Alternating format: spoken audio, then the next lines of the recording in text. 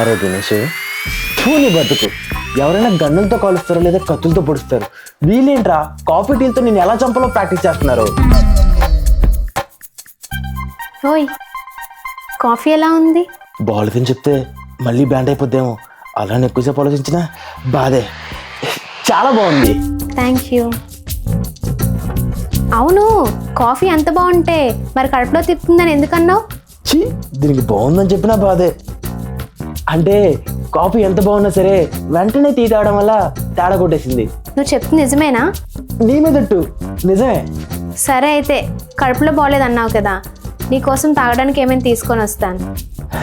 సరే. అమ్మాయ్యా, just miss.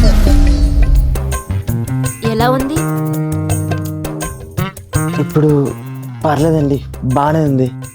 నీకోసం ఎవడు అడిగాడు? నేను అడిగింది నా టీ ఎలా ఉందని. నీలంటే ఆంటీయే ఇల్లు కాలిపోతున్నా సరే నా పట్టుచర పోయిందని ఏడ్చిందంట.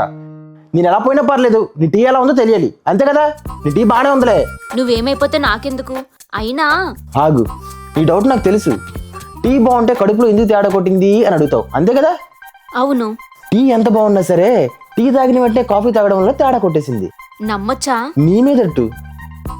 సరే అయితే, నీకు సెట్ అవడానికి నేను ఏమైనా తీసుకొస్తాను.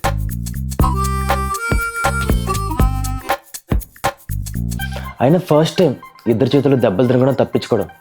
ఇద్దరు ఇలా విడివిడిగా వచ్చారు కాబట్టి సరిపోయింది. అదే కలిసి వచ్చి ఉంటే మనం మేనేజ్ చేయలేం. అయినా నాకు అర్థం కాదు, పంతనకు పోయి నా జీవితంతో ఆడుకుంటున్నారు, మళ్ళీ తగ్గడానికి నాకే ఏవో తెస్తానంటున్నారు. ఇంకో 2 నిమిషాలు ఎక్కడే ఉంటే మళ్ళీ మనకు బ్యాండ్ అయిపోతుంది. ఎస్కేప్ అయిపోవడమే బెటర్.